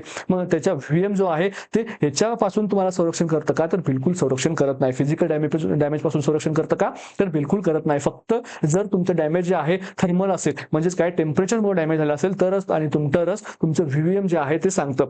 ते पण प्रिव्हेंट करतं का, तर अजिबात प्रिव्हेंट करत नाही. फक्त काय करतं, इंडिकेट करतं. ठीक आहे, व्हीव्हीएम अजून तुम्हाला क्वेश्चन मध्ये विचारू शकतं की व्हीव्हीएम काय करतं, प्रिव्हेंट करतं का. व्हीव्हीएम प्रिव्हेंट करत नाही व्हॅक्सिनला थर्मल डॅमेज होण्यापासून. फक्त तुम्हाला इंडिकेट करतं की व्हॅक्सिन डॅमेज झालेली आहे किंवा व्हॅक्सिन डॅमेज झालेली नाही आहे. जर झालेली असेल तर तुम्ही व्हॅक्सिन ऍडमिनिस्टर करायची नाही, जर झालेली नसेल तर तुम्ही व्हॅक्सिन ऍडमिनिस्टर करू शकता. फक्त आणि फक्त तुम्हाला व्हीव्हीएम एवढंच सांगतं. सेकंड ऑप्शन म्हणतोय prevent damage to the vaccine, prevent करतं का, तर बिलकुल नाही करत. थर्ड ऑप्शन म्हणतोय ensure heat damage vaccine are not administered, म्हणजेच काय, जर तुम्हाला तिथं व्हीएम असेल तर तुम्ही काय करणार नाही, जे हिट डॅमेज वॅक्सिन असणार त्या तुम्ही काय करणार नाही, ऍडमिनिस्टर करणार नाही. आणि फोर्थ ऑप्शन काय म्हणतो बघा, इझी ऍडमिनिस्ट्रेशन. इझी ऍडमिनिस्ट्रेशनचा आणि व्हीएमचा काही संबंध आहे का, नाही. म्हणजे इझी ऍडमिनिस्ट्रेशन म्हणजे काय, ती जर व्हीव्हीएम जर पेशंटच्या त्या वायरला जर लावलं आपण तर ऍडमिनिस्ट्रेशन मध्ये काही फरक पडतो का, नाही. म्हणजे असं आहे का बाबा, जर एखादी वायर असेल तर जर व्हीव्हीएम असेल तर जे आहे ती वॅक्सिन पेशंटला ऍडमिनिस्ट्रेशन करताना वेळेस पेशंटला पेन होत नाहीये. ठीक आहे, काय होणार नाही, इझी ऍडमिनिस्ट्रेशन. असं काय होतंय का, तर असं बिलकुल होत नाहीये. ऍडमिनिस्ट्रेशन मध्ये काही फरक पडत नाहीये. फक्त काय सांगत नाही ते हीटने काय झाली आहे, वॅक्सिन डॅमेज झाली आहे किंवा नाही एवढंच सांगते. म्हणून ऑप्शन सी काय असणार आपल्या इथे करेक्ट आन्सर असणार आहे. नेक्स्ट क्वेश्चन बघूया. The transmission of maternal antibodies to unborn child through the placenta is an example. First option आहे ऍक्टिव्ह इम्युनिटी, सेकंड आहे पॅसिव्ह इम्युनिटी, थर्ड आहे ह्युमोरल इम्युनिटी आणि फोर्थ आहे हर्ड इम्युनिटी. तर बघा, जेव्हा आपण काय करतो इम्युनिटी बघतो, ठीक आहे, इम्युनिटीमध्ये बऱ्याच जणांना कन्फ्युजन्स आहेत, मला माहित आहे. आणि खूप जणांचे मला काय आहेत मेसेज पण आला होता की इम्युनिटीवर काय करा, क्वेश्चन्स घ्या. तर बघा, ज्यांना पाहिजे होतं त्यांच्यासाठी हा क्वेश्चन आहे. इम्युनिटीवर आपण जेव्हा बघतो तर इम्युनिटी बघतो आपण, जी इम्युनिटी आहे ती तुम्हाला कशी आलेली आहे. ठीक आहे, जर ती कंजेनायटल आलेली आहे का, किंवा ती अक्वायर केली गेलेली आहे का, ती ऍक्टिव्ह आहे का, पॅसिव्ह आहे का, ह्युमोरल आहे का, सेल मेडिट आहे का, हे काय सगळे जे आहेत आपल्याला टाइप्स बघायला मिळतात. तर आपण एकदम सोप्या पद्धतीमध्ये बघूया. ऍक्टिव्ह आपण काय बघूया, दोन टाईप बघूया, मेन टाईप बघूया, ऍक्टिव्ह आणि पॅसिव्ह. ठीक आहे, बुक्स मध्ये काय दिलंय थोडंसं वेगळा त्यांची मांडणी जी आहे ती वेगळी आहे. ठीक आहे, आपले मेथड तीच असणार आहे, फक्त आपली मांडणी वेगळी आहे. ऍक्टिव्ह आणि पॅसिव्ह आपण अगोदर असे दोन करूया. ऍक्टिव्ह म्हणजे काय, तुम्ही काय केलेले आहे, ती जी तुमच्या जे काही अँटीबॉडीज बनलेल्या आहेत, ठीक आहे, त्या ज्या अँटीबॉडीज तुमच्या ज्या बनलेल्या आहेत ऍक्टिव्ह मध्ये, त्या काय असतात, तुम्ही स्वतः तुमच्या बॉडीने काय बनलेल्या असतात, तर स्वतः बॉडीने बनवलेल्या असतात, तुमच्या स्वतःच्या बॉडीने बनवलेल्या असतात. ठीक आहे, स्वतःच्या बॉडीने बनवलेल्या असतात, त्याला आपण काय म्हणतो, ऍक्टिव्ह म्हणतो. आणि जर त्या अँटीबॉडी ज्या आहेत तुम्ही काय केल्या असतील, कुणाकडून बॉरो केलेल्या असतील, बॉरो केल्या असतील म्हणजे काय, तुम्ही त्या अँटीबॉडी काय केल्या, थोड्याशा उसण्या घेतल्या असतील, तर काय म्हणायचं, त्याला पॅसिव्ह म्हणायचं. म्हणजेच काय, तुमच्या बॉडीने जर स्वतःच्या अँटीबॉडी स्वतः बनवल्या असतील तर त्याला तुम्ही काय म्हणा, ऍक्टिव्ह इम्युनिटी म्हणा. आणि तुमच्या बॉडीने जर त्या अँटीबॉडीज कुणाकडून उसण्या घेतलेल्या असतील, कुणाला जर म्हटलं असेल बाबा मला वाटीभर काय दे, अँटीबॉडी दे, तर त्याला आपण काय म्हणायचं, पॅसिव्ह जे आहे ती इम्युनिटी म्हणायचं. ठीक आहे, मग ऍक्टिव्ह मध्ये आपण काय बघूया, की दोन टाईप बघूया. ऍक्टिव्ह मध्ये काय बघूया, आपण दोन टाईप बघूया. एक बघूया आपण नॅचरल आणि एक बघूया आर्टिफिशियल. आणि पॅसिव्ह मध्ये पण आपण दोन बघूया. ठीक आहे, पॅसिव्ह मध्ये पण आपण काय बघूया, दोन टाईप बघूया. कुठलं कुठलं, नॅचरल आणि आर्टिफिशियल. ठीक आहे, तर जी ऍक्टिव्ह नॅचरल आहे म्हणजे काय करते, तुमची बॉडी काय करते, स्वतःची अँटीबॉडी स्वतः बनवते. पण ती अँटीबॉडी बनवण्यासाठी त्यांचा जो रिस्पॉन्स आहे तो कसा होता, नॅचरल होता. म्हणजे काय, आपोआप जे आहे ते अँटीबॉडी बनल्यात. म्हणजे काय, तुम्हाला फॉर एक्झाम्पल एखादं इन्फेक्शन झालं, ठीक आहे, इन्फेक्शन एखादं झालं आणि ते इन्फेक्शन झाल्याच्या नंतर तुमच्या बॉडीने काय केलं, त्यासाठी त्या इन्फेक्शनच्या विरोधामध्ये काय बनवल्या, अँटीबॉडीज बनवल्या. म्हणजे काय झालं, नॅचरल झालं. ज्यामध्ये तुमचा काही रोल आहे का, तुम्ही जाणून बुजून त्याच्यामध्ये काही केलं का, तुम्ही जाणून बुजून काही केलं नाही. एक पॅथोजन आला, तो त्याच्या मनाने आला, तुम्हाला विचारून आला का, तुम्हाला विचारून आला, तुमच्या परमिशनने आला का, तुमची परमिशन घेऊन आला का, नाही आला. तो पॅथोजन आला, तुम्हाला इन्फेक्ट केला, तुमच्या बॉडीने काय केलं, त्याच्या इन्फेक्शनच्या विरोधामध्ये डिफेन्स मेकॅनिझम ऍक्टिव्हेट केलं, डिफेन्स मेकॅनिझम ऍक्टिव्हेट करून अँटीबॉडीज बनवला. ठीक आहे, याच्यामध्ये तुमचा काही रोल आहे का, तुम्ही त्याच्यामध्ये काही स्पेशल काम केलेलं आहे का, तुम्ही त्याच्यामध्ये काही स्पेशल केलं नाही. मग हे काय झाली, तुमची नॅचरल ऍक्टिव्ह इम्युनिटी झाली. ठीक आहे, आता आर्टिफिशियल बघूया. आर्टिफिशियल मध्ये तुम्ही काय करता, याच्यामध्ये जे इन्फेक्शन आपोआप झालं होतं, याच्यामध्ये तुम्ही इन्फेक्शन घडवून आणता. म्हणजेच काय करता, तुम्ही व्हॅक्सिन देता. आणि व्हॅक्सिन मध्ये आपण काय करतो, जो कॉजिटेटिव्ह एजंट आहे, जो पॅथोजन आहे, त्याला आपण काय करतो, एकतर लाईव्ह अटेन्युएटेड करतो, किंवा काय करतो, तो पॅथोजन आहे त्याला किल्ड करतो, किंवा काय करतो, त्या पॅथोजनचे टॉक्झॉइड्स जे आहेत आपण काय करतो, बॉडीमध्ये ऍडमिनिस्टर करतो. आणि याच्या विरोधामध्ये आपल्या बॉडीला काय वाटतं, की बाबा काय झालं, काय पॅथोजन आलेला, आणि आपली बॉडी काय करते, तेव्हा अँटीबॉडीज बनवायला लागते.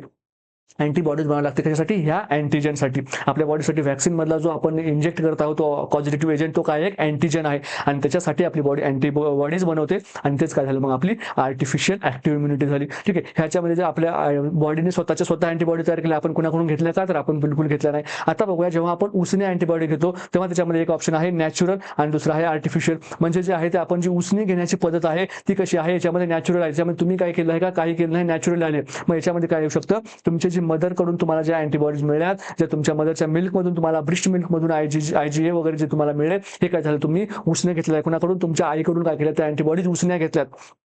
ठीक आहे, काय केलं, याच्यामध्ये आईकडून तुम्ही अँटीबॉडीज उसण्या घेतल्यात. म्हणजे कुठली झाली, तुमची नॅचरल पॅसिव्ह इम्युनिटी झाली. आणि जर तुम्ही आर्टिफिशियल म्हणजेच काय केलं, तुम्ही जाणून बुजून काय केलं, अँटीबॉडीज घेत असाल. जसं की तुम्ही काय करतात, रेबीज इम्युनोग्लोबिन घेता. ठीक आहे, रेबीज इम्युनोग्लोबिन म्हणजे त्याला आपण काय म्हणतो, RIG म्हणतो. किंवा हेपॅटायटिस B इम्युनोग्लोबिन जर तुम्ही घेत असताल, इंजेक्ट करून घेत असताल जाणून बुजून. ठीक आहे, जाणून बुजून म्हणजेच काय, इंटेन्शनली जर घेत असतात. ठीक आहे, इंटेन्शनली जर घेत असतात तर आपण काय म्हणतो, आर्टिफिशियल पॅसिव्ह इम्युनिटी म्हणतो. त्यानंतर काय, आपलं अँटीडी पण एक्झाम्पल येतं. ठीक आहे, अँटीडी जे आपण देतो, कुणामध्ये देतो, सेकंड टाइम जी मदर प्रेग्नेंट असते आणि जर फिटस जर असेल, फिजर पॉझिटिव्ह असेल, RH पॉझिटिव्ह, आणि जर मदर RH निगेटिव्ह असेल, आणि सेकंड ट्रायमेस्टर मध्ये काय होतं, बेबीला काय होऊ शकतं, प्रॉब्लेम येऊ शकतो. म्हणून जेव्हा फर्स्ट ट्रायमेस्टर सेकंड ची टर्मची जेव्हा प्रेग्नन्सी असते तेव्हा पण तिला प्रॉब्लेम येऊ शकतो. म्हणून आपण जी फर्स्ट टर्मची जेव्हा त्याची डिलिव्हरी होते तेव्हाच आपण काय करतो, तिला RI ते देऊन टाकतो. कुठला, अँटी-D इंजेक्शन आहे ते देऊन टाकतो. कधी देतो, विदिन 72 आवर्स. कधी देतो, विदिन 72 आवर्स आपण देत असतो. तर इम्युनिटीचा मला वाटतं तुमचा हातून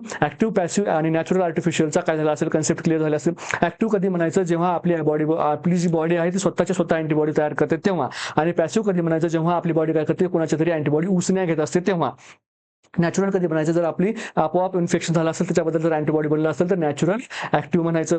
आणि जर व्हॅक्सिनमुळे झालं असेल त्याला आर्टिफिशियल ऍक्टिव्ह म्हणायचं. आणि जर मदरने आपल्याला जे अँटीबॉडी दिल्या असतील त्याला काय म्हणायचं, नॅचरल पॅसिव्ह म्हणायचं. आणि जर आपण जाणून बुजून, आपण इंटेन्शनली जर अँटीबॉडीज इंजेक्ट करून घेतल्या असतील तर त्याला आपण काय म्हणायचं, आर्टिफिशियल पॅसिव्ह असं आपण म्हणायचं.